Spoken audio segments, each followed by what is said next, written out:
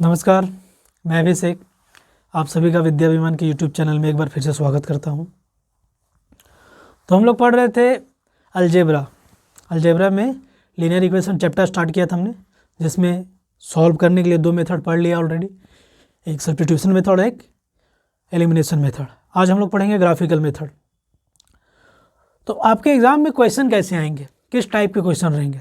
तो आपके एग्जाम में ग्राफिकल मेथड से एक क्वेश्चन एकदम 100% 3 मार्क्स का रहेगा। एक क्वेश्चन ग्राफिकल मेथड से ग्राफ के थ्रू इक्वेशन को सॉल्व करने के लिए एक क्वेश्चन 100% 3 मार्क्स का एक रहेगा ही रहेगा। और ज़्यादा टफ नहीं, बिल्कुल ईजी है, बहुत आसान है ये, जरा सा भी कोई दिक्कत नहीं इसको बनाना, सबसे ईजी है ये बनाने में। तो एक क्वेश्चन पक्का रहेगा। लेकिन अगर सिर्फ लिखा रहेगा, दो पेयर दिए हुए रहेंगे equation, linear pair linear equation के, और उसको सॉल्व करना होगा, सिर्फ लिखा रहेगा सॉल्व द लीनियर इक्वेशन, सिर्फ ऐसे क्वेश्चन रहे, तो आप फ्री हो, आप जिस भी मेथड को यूज़ करना चाहो उस मेथड को यूज़ कर सकते हो। आप इधर सब्स्टिट्यूशन मेथड यूज़ कर सकते हो या फिर एलिमिनेशन मेथड यूज़ कर सकते हो, कोई भी मेथड को यूज़ कर सकते हो, फ्री हो। जिसमें मेथड में आप कंफर्टेबल हो, ज़्यादा अच्छे से सॉल्व कर पाओगे, उसी से सॉल्व कर लेना। ऐसे जनरली ज़्यादातर स्टूडेंट एलिमिनेशन मेथड ही प्रेफर करते हैं, ईजी बन जाता है वो। तो आज देखते हैं ग्राफिकल मेथड। तो उसके पहले कुछ बात समझ लेते हैं, कंसिस्टेंट और इनकंसिस्टेंट, इसका मीनिंग क्या होता है, कंसिस्टेंट का और इनकंसिस्टेंट का मीनिंग क्या होता है। तो देखिए, इक्वेशन जो आपका रहेगा ना, वो लीनियर इक्वेशन किस फॉर्म में रहता है, a x plus b y equal to c, या कहे तो a x plus b y plus c equal to 0, इस फॉर्म में रहता है। इसी फॉर्म में ना रहता है इक्वेशन। अगर दो इक्वेशन दिया रहेगा तब तो दोनों को a x b y plus c equal to 0 तो नहीं बोलेंगे, कुछ चेंजिंग करना पड़ेगा। तो जो फर्स्ट इक्वेशन रहेगा उसको A1 बोल देंगे, इसमें B1 बोल देंगे और इसको C1 बोल देंगे, यही करेंगे। और जो दूसरा इक्वेशन रहेगा उसको क्या बोलेंगे, A2x plus B2y plus C2 equal to 0, ऐसा ही बोलेंगे। तो ये दो सिस्टम दिया रहेगा लीनियर इक्वेशन का, ठीक, दो सिस्टम दिया रहेगा लीनियर इक्वेशन का। अब इसी को चेक करना है ये कंसिस्टेंट है या नहीं है। तो कंसिस्टेंट का मीनिंग क्या होता है, कंसिस्टेंट का मीनिंग होता है अगर इक्वेशन का, ठीक, अगर जो सिस्टम ऑफ इक्वेशन दिया हुआ है, अगर इसके कम से कम एक सॉल्यूशन हो। कितना, कम से कम एक, क्या अजीब बात बोल दिए है ना, कम से कम एक, मतलब एक से ज़्यादा हो सकता है लेकिन कम से कम एक सॉल्यूशन होना चाहिए। समझ में आ रही बात, एक से ज़्यादा दो हो सकता है, तीन सॉल्यूशन मिल सकता है, लेकिन कम से कम एक सॉल्यूशन होगा, यानी यूनिक सॉल्यूशन होगा इसका। अब सॉल्यूशन मतलब क्या, जब हम ये दोनों इक्वेशन को सॉल्व करेंगे कुछ, तो x का कुछ वैल्यू निकल के आएगा और y का कुछ वैल्यू निकल के आएगा। तो जो x का वैल्यू निकल के आएगा, कम से कम एक वैल्यू निकल के आएगा, x इक्वल टू 2 आए, 3 आए, -2 आए, -3 आए, कुछ भी आए, लेकिन x का कोई एक वैल्यू निकल के आया था ना पिछले इक्वेशन में जब हम लोग सॉल्व कर रहे थे, तो एक वैल्यू निकल के आया था। तो कम से कम एक वैल्यू निकल के आएगा तब उसको बोलेंगे कंसिस्टेंट। तो इनकंसिस्टेंट किसको बोलेंगे, जब इक्वेशन का कोई सॉल्यूशन नहीं हो, यानी जब हम इक्वेशन को सॉल्व कर रहे हैं तो उसका कोई सॉल्यूशन नहीं निकल रहा है, एक्स का वैल्यू ही नहीं निकल रहा है, वो अनडिफाइंड हो जा रहा है, निकल ही नहीं पा रहा है एक्स का वैल्यू।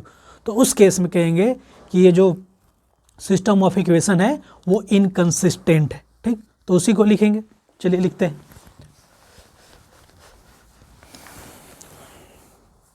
तो लिखेंगे if the system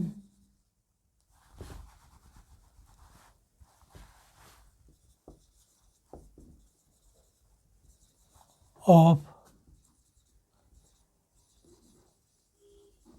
equation a1x plus b1y plus c1 equal to 0 and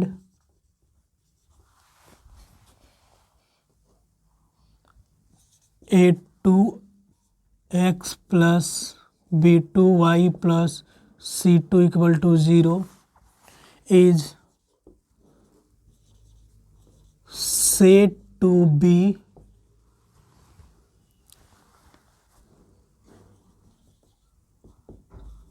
consistent if it has at least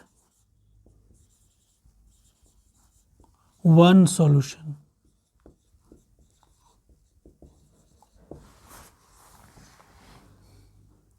If it has no solution,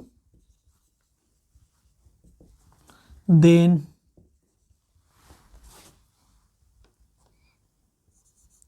it is said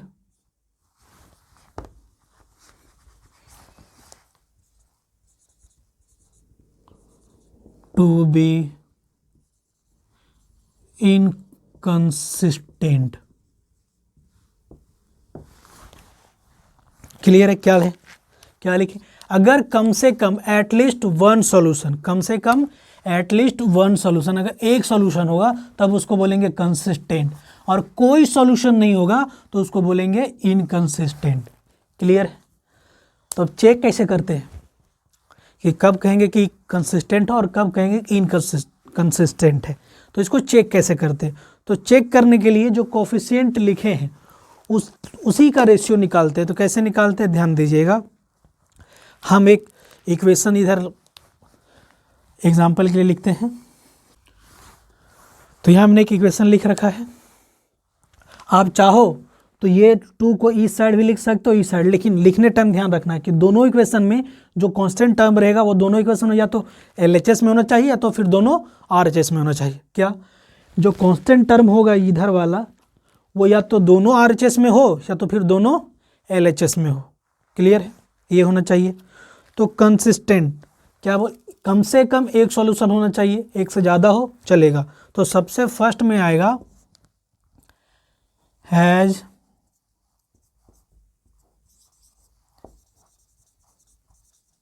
unique solution.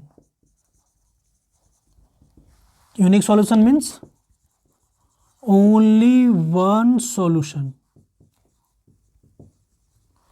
कब कहेंगे कि सिर्फ एक सॉल्यूशन है या यूनिक सॉल्यूशन है? अगर if A1 by A2 is not equal to B1 by B2 हो जाए, ठीक, तब हम लोग कहेंगे कि जो सिस्टम ऑफ लीनियर इक्वेशन दिया हुआ है वो कंसिस्टेंट है और उसका यूनिक सॉल्यूशन, इट मीन्स सिर्फ एक सॉल्यूशन होगा, एक का सॉल्यूशन निकल के आएगा एक्स और वाई का। दूसरे में सेकंड नंबर में क्या है, हैज मैनी सॉल्यूशन, यानी मीन्स एक से ज्यादा सॉल्यूशन होगा, more than one solution, more than one solution. Clear है? More than one solution. तो इसमें क्या होगा?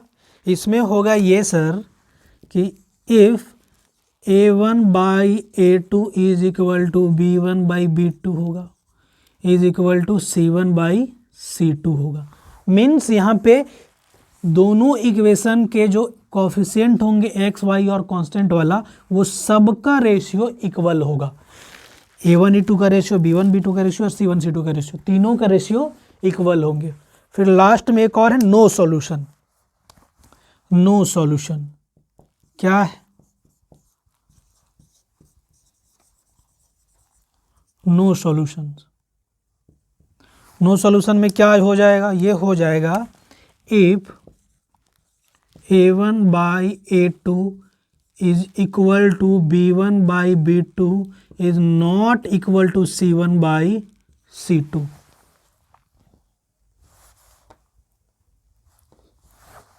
क्या होगा? A1 A2 B1 B2 को तो इक्वल तो होगा, लेकिन C1 C2 का इक्वल नहीं होगा। अब एक एग्जाम्पल के थ्रू समझते हैं। तो इसमें बताइए आप कि A1 कितना होगा?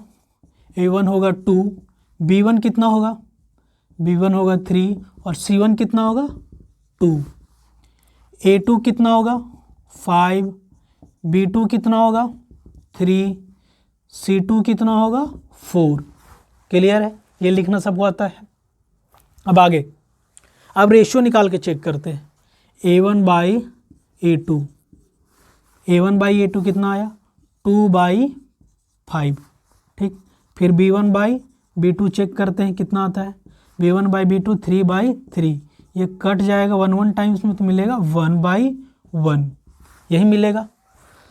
तो अब यहाँ देखते हैं a1/a2 क्या इक्वल हुआ, a1/a2 b1/b2 का इक्वल आया, नहीं आया। तो अब हम c1/c2 के पास नहीं पहुँचेंगे। मीन्स जब भी हम रेशियो इस तरह से चेक करेंगे, अगर यदि a1/a2 और b1/b2 ये दोनों के रेशियो इक्वल नहीं होंगे तो c1/c2 के पास नहीं जाएंगे। क्यों? बिकॉज यहीं पे फैसला हो गया, डिसीजन यहीं पे हो गया कि ये कंसिस्टेंट है या इनकंसिस्टेंट है, यहीं पे डिसीजन हो गया। अगर ये दोनों इक्वल हो जाता तब हम जाते सी के पास। समझ रहे हो बात? जब ये दोनों का रेशियो इक्वल हो जाता तब हम क्या करते, तब हम जाते c1/c2 के पास कि भाई अब हमसे फैसला नहीं हुआ, आप डिसीजन ले लो, ये कंसिस्टेंट होगा ये या इनकंसिस्टेंट होगा। क्लियर? जब ये a1/a2 और b1/b2 का रेशियो इक्वल नहीं मिले, इज नॉट इक्वल टू हो जाए, तब हम c1/c2 के पास नहीं पहुंचेंगे। तो क्या लिखेंगे यहाँ पे हम लिख सकते हैं a1/a2 is not equal to b1/b2, therefore given equation is consistent. जो दिया हुआ इक्वेशन है वो कंसिस्टेंट है। क्लियर?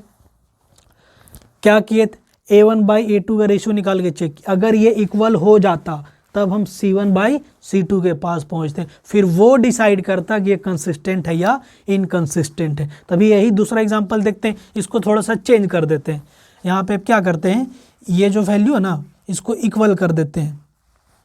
तो इक्वल करने के लिए क्या करते हैं, थोड़ा सा इसमें कुछ चेंजिंग कर देते हैं। चेंजिंग ये रहेगा, यहाँ पे हम लिख देते हैं 6 9 और इधर 6। ठीक, इसी इक्वेशन में चेंज किए हैं। तो वो जो इक्वेशन था ना उसको आप सॉल्व कीजिएगा तो सिर्फ एक वैल्यू मिलेगा x और y का, आप सॉल्व करके देख लीजिएगा। तो यहाँ पे भी चेंज हो जाएगा, ये यहाँ पे भी चेंज हो जाएगा, ये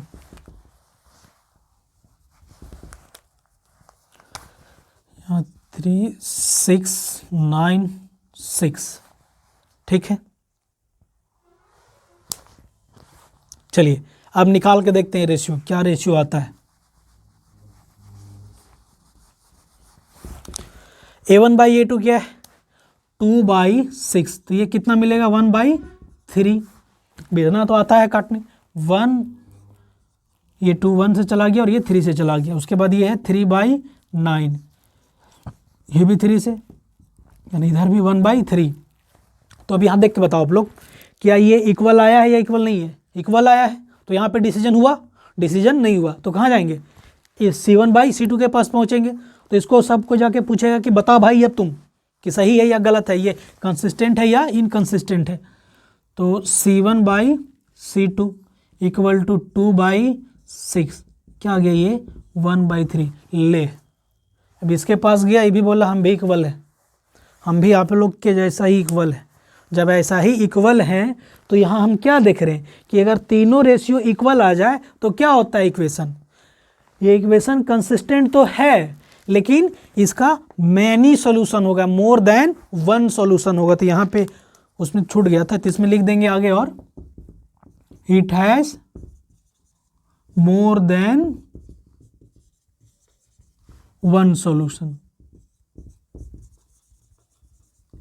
अगर कंसिस्टेंसी चेक करने के लिए पूछे और ये पूछे कि इसके कितने सॉल्यूशन होगा, यूनिक सॉल्यूशन होगा या एक से ज़्यादा सॉल्यूशन होगा, तो उसमें भी ऐसे ही लिख देंगे। क्लियर? क्या रेशियो निकाल के देखेंगे अगर इक्वल आता है या नहीं आता है, क्या आता है, वो तीनों इक्वल आ गया तो यानी एक मोर देन वन सॉल्यूशन होगा, लेकिन वो भी कंसिस्टेंट ही होगा। क्लियर है? अगर सपोज दैट मान के चलिए, अच्छा ये इक्वेशन जो है ना आप लोग सॉल्व कर लीजिएगा, सॉल्व करने के बाद चेक कीजिएगा कि x का कितना वैल्यू आता है, एक वैल्यू आता है या एक से ज़्यादा वैल्यू आता है। चेक कीजिएगा और कमेंट कीजिएगा कि ज़्यादा वैल्यू आया है, ज़रूर चेक कीजिएगा बना के, आप ज़रूर कमेंट कीजिएगा, और कितना कितना वैल्यू आ रहा है वो भी कमेंट कीजिएगा। तो अब क्या करते हैं, इसी इक्वेशन में से सिर्फ C1/C2 है, इसको चेंज कर देते हैं। इसमें क्या है, नो सॉल्यूशन के लिए A1 A2 का रेशियो इक्वल तो होगा, लेकिन C1 C2 के रेशियो इक्वल नहीं होगा। जब वो इक्वल नहीं होगा तो उसके लिए तो C1 C2 को चेंज करना पड़ेगा। तो हम क्या कर रहे हैं, सिर्फ इसी को, यहाँ ना इसी को चेंज कर देते हैं। इसको यहाँ लिख देते हैं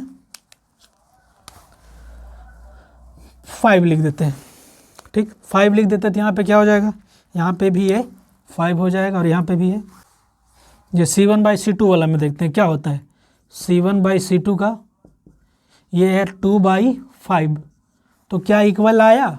यहाँ हम देख रहे हैं कि A1/A2 इक्वल टू B1/B2 है, लेकिन ये C1/C2 के इक्वल नहीं है। It means it has no solution, इसका कोई सॉल्यूशन नहीं होगा, यानी ये इनकंसिस्टेंट होगा। क्या होगा, ये इनकंसिस्टेंट। क्लियर है, चेक करने के लिए आएगा तो कैसे चेक करना है, चेक हो जाएगा। तो अभी हम लोग आगे बनाते हैं ग्राफ से, कि ग्राफ से इक्वेशन को कैसे सॉल्व करेंगे। तो उसके लिए 2 क्वेश्चन हम लोग सॉल्व करके देखेंगे।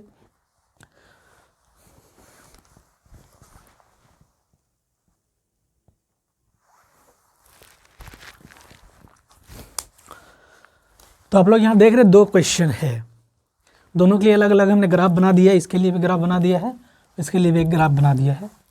बस ऐसे ही स्केल से खींच के समझाने के लिए, बस समझ जाइएगा।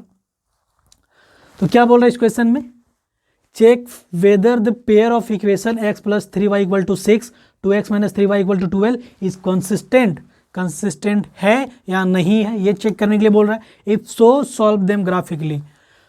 ऐसे अगर ग्राफ से सॉल्व करने के लिए क्वेश्चन आ जाए तो 100% कंसिस्टेंट ही होगा, मैक्सिमम चांस यही रहता है कि वो कंसिस्टेंट ही रहेगा सॉल्व करने के लिए। रेयर केस में कभी कभार मैनी सॉल्यूशन वाला आ जाता है या फिर नो सॉल्यूशन वाला आ जाता है, लेकिन कंसिस्टेंट ही मिलेगा। और अगर ऐसा लिख दिया सॉल्व देम ग्राफिकली, तब तो वो कंसिस्टेंट होगा, एक्स और वाई का वैल्यू निकलेगा ही निकलेगा। तो कंसिस्टेंसी आप चेक कर लीजिएगा, कैसे चेक करना है वो तो बता दिए हैं, वो चेक कर लीजिएगा है या नहीं ऐसा। तो ऐसे भी देख सकते हैं कि एक ये 1/2 मिलेगा और इधर से 1 मिलेगा, इक्वल नहीं है, -1 मिलेगा। ये 1/2 A1 A2 का और B1 B2 का -1 इक्वल नहीं हुआ, तो इनकंसिस्टेंट हो गया ये। तो अब इसके लिए ग्राफ बनाते हैं। ग्राफ बनाने के लिए सबसे पहले हमको कुछ पॉइंट सेलेक्ट करना होता है। एक्स और वाई का अपने अकॉर्डिंग कुछ वैल्यू लेते हैं। तो कैसे वैल्यू लेते हैं, जो इक्वेशन है उसको पहले लिखेंगे यहाँ पे x + 3y = 6। इसके लिए इसका कोऑर्डिनेट लिखेंगे। कैसे, 2 वैल्यू लेना होगा, ज़्यादा नहीं, बस 2 वैल्यू काफ़ी है, बस ज़्यादा नहीं लेना, सिर्फ 2 वैल्यू ही काफ़ी है। तो वैल्यू कैसे लेंगे, इस तरह से बॉक्स बनाएंगे, एक में लिख देंगे x, एक में लिख देंगे y। वैल्यू कैसे लिखेंगे, सबसे आसान रहेगा आपके लिए कि एक बार x को 0 पुट करो, x को 0 पुट करेंगे तो y का वैल्यू मिल जाएगा, और दूसरे बार y को 0 पुट करेंगे जैसे फिर x का वैल्यू मिल जाएगा। मैक्सिमम टाइम में आप 0 ही पुट करना, अगर हो सके तो 0 ही पुट करना, एकदम इजी में से x और y का वैल्यू निकल जाएगा। तो x 0 पुट करेंगे तो y का वैल्यू कितना निकल के आएगा, 2। इतना तो सॉल्व कर सकते हो। x 0 पुट करेंगे तो y का वैल्यू कितना निकल के आएगा, 2।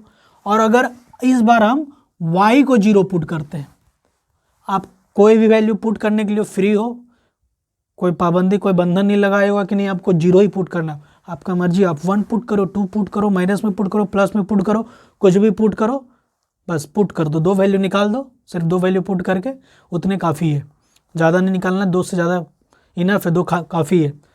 तो इजी के लिए 0 पुट करते हैं, 0 पुट करते एक 0 हो जाता है, दूसरा वैल्यू अपने निकल जाता है। तो y 0 पुट किए तो x का वैल्यू कितना निकल के आया, 6, x का वैल्यू 6 निकल के आया। तो कोऑर्डिनेट क्या क्या मिला है, एक में मिला है 0 2 और दूसरा कोऑर्डिनेट 6 और 0, मीन्स एक में मिला है 0, x का कोऑर्डिनेट 0 और y का कोऑर्डिनेट 2 है। इट मीन्स एक मिला है 0 2 और दूसरा मिला है 6 0, यही मिला है। तो इसको हम लोग प्लॉट करते हैं ग्राफ में। पहले पॉइंट ढूंढते हैं, 0 2 कहाँ है, x 0 कहाँ होगा, y एक्सिस में, x 0 कहाँ होगा, y एक्सिस में। तो x 0 और y का पॉजिटिव वैल्यू 2 है, तो कोई भी एक्सिस में इधर x एक्सिस का वैल्यू पॉजिटिव होता है, इसके इस साइड x एक्सिस का वैल्यू नेगेटिव होता है। इधर वाई एक्सिस का वैल्यू पॉजिटिव होता है और इसके नीचे वाई एक्सिस का वैल्यू नेगेटिव होता है। तो y2 x0 और y2, तो x0 होता है y एक्सिस में, मीन्स इस एक्सिस में, और y को ढूंढना है 2, तो कहाँ मिलेगा ये 0 और 2 यहाँ पे मिलेगा। तो इस पॉइंट को थोड़ा सा हाईलाइट कर देंगे। फिर अगला पॉइंट क्या है, इसी अभी एक इक्वेशन लिख देगा, दूसरा इक्वेशन नहीं चले अभी। फिर क्या है 6 0 इट मीन x 6 है और y 0 है, तो y 0 कहाँ मिलेगा x एक्सिस में, तो y तो 0 इस एक्सिस में है और x कितना है 6, तो कहाँ मिलेगा पॉइंट, इस जगह पे मिलेगा। यहाँ पे 6 है तो यहाँ पे मिल गया, ठीक, पॉइंट मिल गया। अब इसको हम लोग मिला देंगे, इसको मिला देंगे।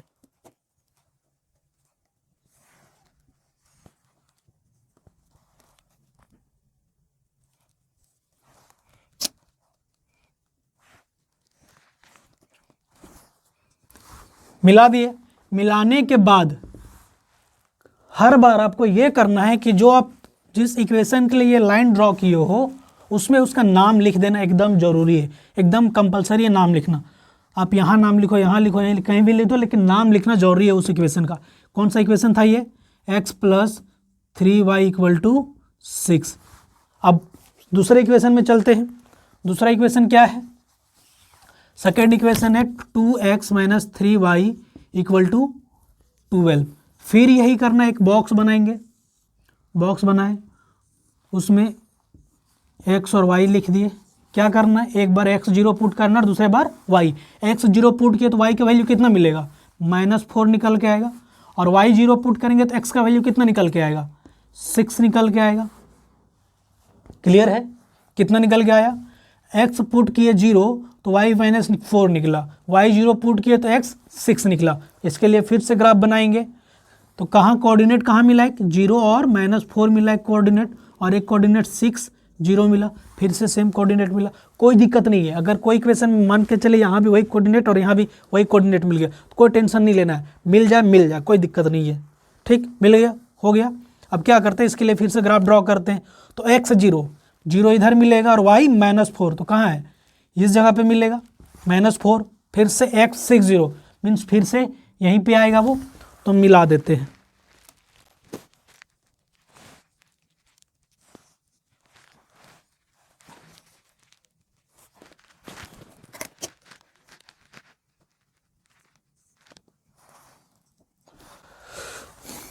तो मिला दिए। इसके बाद इसका भी नाम लिख देंगे, क्या है ये 2x - 3y = 12।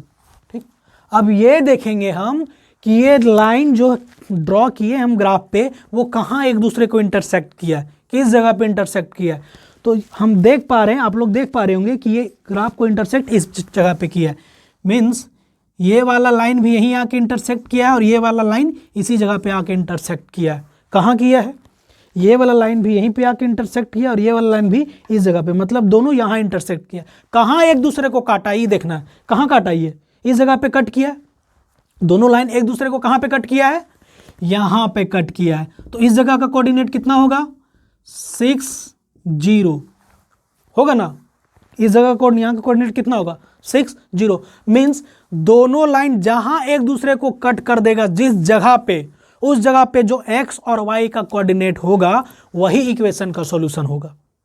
क्या, जहां दोनों लाइन एक दूसरे को कट कर देगा जिस जगह पे, चाहे यहां कट करता, यहां कट करता, यहां कट करता, नीचे इधर उधर कहीं पे भी अगर दोनों एक दूसरे को इंटरसेक्ट जहां पे कर दिया, कट जहां पे कर दिया, वहां जो x और y का कोऑर्डिनेट है वही x और y का सॉल्यूशन होगा। x का कोऑर्डिनेट x का सॉल्यूशन निकल जाएगा, x का वैल्यू निकल जाएगा, और y का कोऑर्डिनेट y का वैल्यू निकल जाएगा। तो यहाँ देख कर क्या रहे, इसका नाम दे देते a। ठीक, तो लिखेंगे कोऑर्डिनेट ऑफ a इज